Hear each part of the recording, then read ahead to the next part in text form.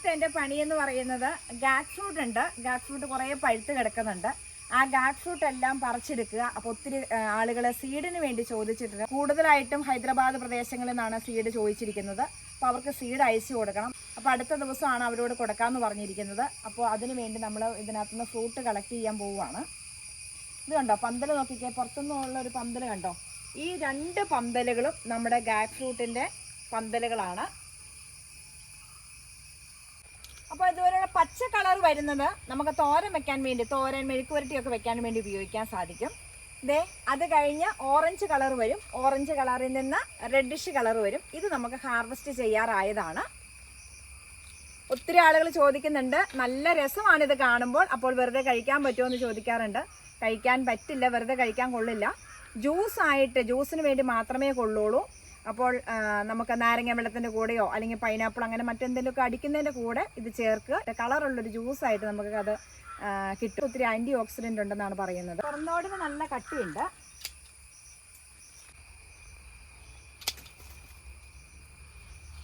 കട്ടിയായതാണ്. ഇതിനകത്ത് പഴുത്ത് പോയതുണ്ട്. പഴുത്ത് പോയത് നമ്മൾ കളയില്ല കേട്ടോ. ഇതൊക്കെ പഴുത്ത് പോയതാണ്. നമ്മൾ വേറെ കഴുകിയെടുക്കാം. കാരണം നമുക്ക് സീഡാണ് വേണ്ടത്. നമ്മൾ സീഡ് കൊടുക്കുന്നുണ്ട്. ഇതൊക്കെ നല്ല ഫ്രഷ് ആയിട്ടുള്ളതിനകത്തുനിന്ന് നമ്മൾ ജ്യൂസ് സിറപ്പ് ഉണ്ടാക്കി വെക്കും. ആ സിറപ്പ് നമ്മൾ ഉപയോഗിക്കും. അതുപോലെ തന്നെ ബേക്കറിക്കാർ ചോദിച്ചിട്ടുണ്ട്, അവർക്കും കൊടുക്കാറുണ്ട്.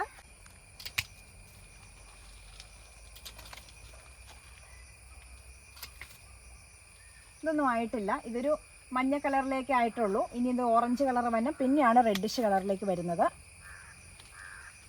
ഇതിനൊരു പ്രത്യേകത എന്നാണെന്നറിയാമോ? മരം പോലെയല്ല, ഇതൊരു പന്തൽ കൊടുത്ത് കയറ്റി വിടേണ്ടതാണ്. പാഷൻ ഫ്രൂട്ട് പോലെ. ഇതിൻ്റെ ചോടൊന്ന് നോക്കിക്കേ, ഇതിന് വണ്ണം കണ്ടോ?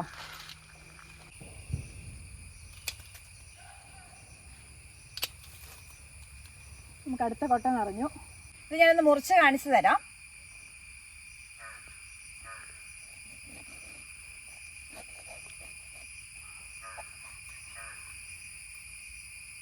കണ്ടോ, ഇതിൻ്റെ അകം കുറേ സീഡുകളുണ്ട്. ഈ സീഡും മൊത്തത്തിൽ ഈ റെഡിഷ് കളറുള്ളതെല്ലാം കൂടി വെള്ളത്തിലിട്ട് നമ്മൾ കഴുകിയെടുക്കും. ആ സീഡ് നന്നായിട്ട് കഴുകിയെടുത്ത് നമ്മൾ പതുക്കൊന്ന് ഉണക്കിയെടുത്തിട്ട് നമ്മൾ സീഡ് കൊടുക്കും. ഈ സീഡ് വെള്ളത്തിൽ കഴുകിയെടുക്കുക. അപ്പോൾ നല്ല ചുവപ്പ് കളറുള്ള വെള്ളം കിട്ടും. അതും ഈ കണ്ടോ, ഈ ഓറഞ്ച് കളറുള്ള ഇത് രണ്ടും കൂടി മിക്സിക്കകത്ത് അടിക്കും. അത് നമുക്ക് ഫ്രഷ് ആയിട്ട് വേണമെങ്കിൽ കുടിക്കാം. അതല്ലെങ്കിൽ നമുക്കത് സിറപ്പായിട്ട് നമുക്ക് ഫ്രിഡ്ജിലൊക്കെ സൂക്ഷിച്ച് വെക്കാം. അങ്ങനെ സൂക്ഷിച്ച് വെച്ചിട്ട് നാരങ്ങ വെള്ളത്തിൻ്റെ കൂടെയോ അല്ലെങ്കിൽ മറ്റേതെങ്കിലും ജ്യൂസൊക്കെ ഉപയോഗിക്കുമ്പോഴോ അതിൻ്റെ കൂടെ കളർ ചേർക്കാൻ വേണ്ടി നമുക്ക് ഉപയോഗിക്കാം. അല്ലാതെ നേരിട്ട് ഇപ്പോൾ നമുക്ക് ഡ്രാഗൺ ഫ്രൂട്ടൊക്കെ കഴിക്കണ പോലെ കഴിക്കാൻ കൊള്ളില്ല. ഒത്തിരി ആളുകൾ ചോദിക്കുന്നുണ്ട്, ഇത് കഴിക്കാൻ കൊള്ളാമോ എന്ന്. ഇങ്ങനെ നേരിട്ട് കഴിക്കില്ല, പാവക്കയുടെ അകം പോലെ ഇരിക്കുകയുള്ളൂ. ഇത് ജ്യൂസിന് മാത്രമേ കൊള്ളുള്ളൂ, ഡയറക്റ്റ് കഴിക്കാൻ കൊള്ളില്ല. ഏകദേശം ഒരു 6 വർഷമായി ഈ പ്ലാന്റ് നട്ടുവെച്ചിട്ട്. ഇത് അതിൻ്റെ ഒരു പ്ലാന്റാണ്. ഇതുപോലത്തെ ഒരു 6-7 പ്ലാന്റ് നമുക്കുണ്ട്. ഇതിനകത്ത് പ്രത്യേകത ആൺചെടിയും പെൺചെടിയും വേണം. അത് നമ്മൾ പോളിനേഷൻ നടത്തി കൊടുത്താൽ മാത്രമാണ് നമുക്ക് ഇതിനകത്ത് കായ പിടിച്ച് കിട്ടുള്ളൂ. അപ്പോൾ ഇതിൻ്റെ തൈകൾ നടുന്നവർ ഒരു കാര്യം ശ്രദ്ധിക്കുക, നമുക്ക് കിട്ടുന്ന വിത്തുകളെല്ലാം പാകി വയ്ക്കുക. അത് കിളിർത്ത് കഴിയുമ്പോൾ നമ്മുടെ പന്തലിൻ്റെ പല സൈഡിലായിട്ട് പല സ്ഥലത്തായിട്ട് നമ്മൾ ഇതുപോലെ തൈകൾ കുഴിച്ച് വെക്കുക.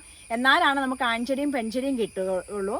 കൂടുതൽ പെൺചെടിയാണ് നമുക്ക് വേണ്ടത്. എന്നാലും 1-2 ആൺചെടിയും വേണം. എന്നാൽ മാത്രമാണ് നമുക്ക് അതിനുള്ള പൂക്കൾ കിട്ടുകയും പരാഗണം ചെയ്യാൻ സാധിക്കുകയുള്ളൂ. അപ്പോൾ ഒത്തിരി പേര് ചോദിക്കേണ്ട, ഗാക്ക് ഫ്രൂട്ടിൻ്റെ സീഡൊക്കെ മേടിക്കുന്നവർ ചോദിക്കാറുണ്ട്, പെൺചെടി ഉണ്ടായി പക്ഷേ ആൺചെടി ഇല്ല.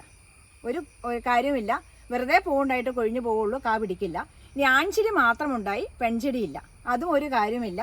അതുകൊണ്ട് കിട്ടുന്ന വിത്തുകളെല്ലാം നമ്മൾ കിളിപ്പിക്കാൻ നോക്കുക. ഒരു 80%, ഒരു 70% ഒക്കെയാണ് കിളുത്ത് കിട്ടുള്ളൂ.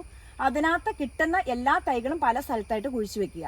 ഗാക്ക് ഫ്രൂട്ടിൻ്റെ പ്ലാന്റ് നട്ടു വളർത്തുന്നവർക്ക് ഇതുപോലെ പച്ചക്കായ ഉണ്ടെങ്കിൽ തോരൻ വെച്ച് കഴിക്കാൻ പറ്റും. അതുപോലെ തന്നെ പഴമുണ്ടെങ്കിൽ വെറുതെ കഴിക്കാനല്ല, ജ്യൂസിനൊക്കെ വേണ്ടി ഉപയോഗിക്കാനും സാധിക്കും. അപ്പോൾ അങ്ങനെ സൗകര്യമുള്ളവർക്കൊക്കെ നട്ടു വളർത്താൻ പറ്റുന്ന ഒരു ചെടിയാണ് ഗാക്ക് ഫ്രൂട്ട് പ്ലാന്റ്. അപ്പോൾ വീഡിയോ ഇഷ്ടമായി ലൈക്ക് ചെയ്യുക. ചാനൽ സബ്സ്ക്രൈബ് ചെയ്യാത്ത കൂട്ടുകാരുടെ ചാനലൊന്ന് സബ്സ്ക്രൈബ് ചെയ്യുക.